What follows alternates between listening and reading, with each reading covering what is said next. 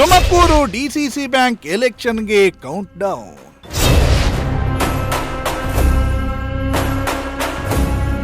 DCC bank ಅಧ್ಯಕ್ಷ ಪಟ್ಟಕ್ಕಾಗಿ ತೀವ್ರ ಪೈಪೋಟಿ.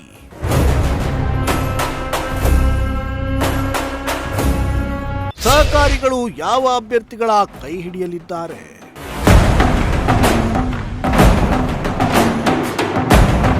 ಎಸ್, ತುಮಕೂರು ಡಿಸಿಸಿ ಬ್ಯಾಂಕ್ಗೆ ತನ್ನದೇ ಆದ ಇತಿಹಾಸ ಇದೆ.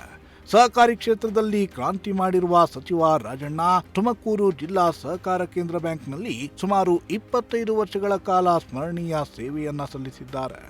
ಡಿಸಿಸಿ ಬ್ಯಾಂಕ್ ಮೂಲಕ ರೈತಾಪಿ ವರ್ಗದವರಿಂದ ಮೆಚ್ಚುಗೆ ಪಡೆದಿರುವ ರಾಜಣ್ಣ 5 ವರ್ಷದ ಹಿಂದೆಯೂ ಚುನಾವಣೆ ನಡೆದಾಗ ರಾಜಣ್ಣ ಅವರೇ ಅವಿರೋಧವಾಗಿ ಡಿಸಿಸಿ ಬ್ಯಾಂಕ್ನ ಅಧ್ಯಕ್ಷರಾಗಿ ಆಯ್ಕೆಯಾಗಿದ್ರು.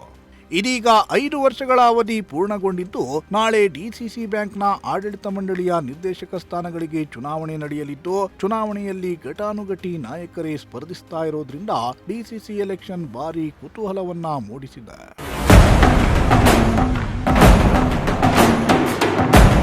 ತುಮಕೂರು ಜಿಲ್ಲಾ ಸಹಕಾರ ಕೇಂದ್ರ ಬ್ಯಾಂಕ್ನ ಪ್ರಧಾನ ಕಚೇರಿಯಲ್ಲಿ ಡಿಸಿಸಿ ಬ್ಯಾಂಕ್ ಎಲೆಕ್ಷನ್ಗೆ ಸಕಲ ಸಿದ್ಧತೆಯನ್ನ ಮಾಡಿಕೊಳ್ಳಲಾಗಿದೆ. ನಾಳೆ ಬೆಳಗ್ಗೆ 9 ಗಂಟೆಯಿಂದ ಸಂಜೆ 4 ಗಂಟೆವರೆಗೂ ವೋಟಿಂಗ್ ನಡೆಯಲಿದ್ದು, ಸಂಜೆ 4 ಗಂಟೆವರೆಗೂ ಮತದಾನಕ್ಕೆ ಅವಕಾಶವನ್ನ ಮಾಡಿಕೊಡಲಾಗಿದೆ. ಒಟ್ಟು 14 ನಿರ್ದೇಶಕ ಸ್ಥಾನಗಳಿಗೆ ಅಭ್ಯರ್ಥಿಗಳು ನಾಮಪತ್ರ ಸಲ್ಲಿಸಲು ಅವಕಾಶವನ್ನ ನೀಡಲಾಗಿದ್ದು, ಈಗಾಗಲೇ 8 ಮಂದಿ ರಾಜಣ್ಣ ತಂಡದ ಅಭ್ಯರ್ಥಿಗಳು ಅವಿರೋಧವಾಗಿ ಆಯ್ಕೆಯಾಗಿದ್ದು, ಉಳಿದ 6 ನಿರ್ದೇಶಕ ಸ್ಥಾನಗಳಿಗೆ ನಾಳೆ ಮತದಾನ ನಡೆಯಲಿದೆ.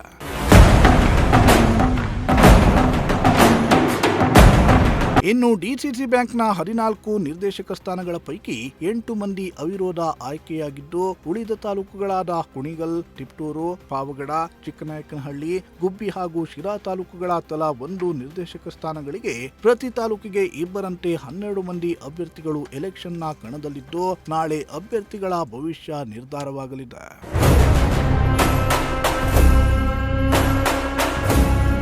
ಡಿಸಿಸಿ ಬ್ಯಾಂಕ್ ಅಖಾಡಕ್ಕೆ ಇಳಿದಿರೋ ಇಬ್ಬರು ಶಾಸಕರ ಭವಿಷ್ಯ ನಾಳೆ ನಿರ್ಧಾರ.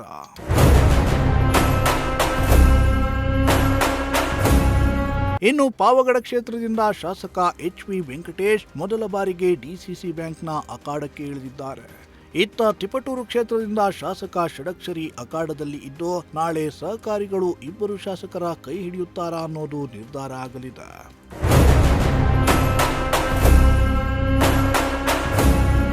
ಡಿಸಿಸಿ ಅಧ್ಯಕ್ಷ ಪಟ್ಟವನ್ನ ಮತ್ತೆ ಮುಡಿಗೇರಿಸಿಕೊಳ್ತಾರಾ ರಾಜಣ್ಣ?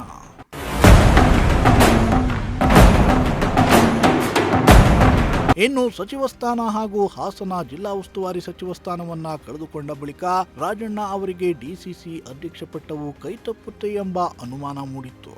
ಆದರೆ KN ರಾಜಣ್ಣ ಅವರ ತಂಡದ 8 ಮಂದಿ ಅಭ್ಯರ್ಥಿಗಳು ನಿರ್ದೇಶಕರಾಗಿ ಅವಿರೋಧ ಆಯ್ಕೆಯಾಗುವುದರೊಂದಿಗೆ ರಾಜಣ್ಣ ನೇತೃತ್ವದ ತಂಡ ಡಿಸಿಸಿ ಆಡಳಿತ ಮಂಡಳಿಯ ಚುಕ್ಕಾಣಿಯನ್ನ ಹಿಡಿಯುವುದು ಬಹುತೇಕ ಖಚಿತವಾಗಿದೆ. ಈ ಮೂಲಕ ಸತತ 2.5 ದಶಕಗಳಿಂದ ಡಿಸಿಸಿ ಅಧ್ಯಕ್ಷ ಪಟ್ಟವನ್ನ ಉಳಿಸಿಕೊಂಡಿರೋ ರಾಜಣ್ಣ ಈ ಬಾರಿಯೂ ಅಧ್ಯಕ್ಷ ಪಟ್ಟವನ್ನ ಅಲಂಕರಿಸೋ ಸಾಧ್ಯತೆ ಹೆಚ್ಚಾಗಿದ್ದು, ನಾಳೆ ಡಿಸಿಸಿ ಅಧ್ಯಕ್ಷ ಪಟ್ಟ ಯಾರ ಮುಡಿಗೆ ಸೇರುತ್ತೆ ಅನ್ನೋದು ಅಂತಿಮವಾಗಲಿದೆ. ಕ್ಯಾಮರಾ ಪರ್ಸನ್ ಸಂಜಯ್ ಜೊತೆ ದೀಪಕ್ ಕೆಂಕೆರೆ, ಪ್ರಜಾಶಕ್ತಿ ಟಿವಿ, ತುಮಕೂರು.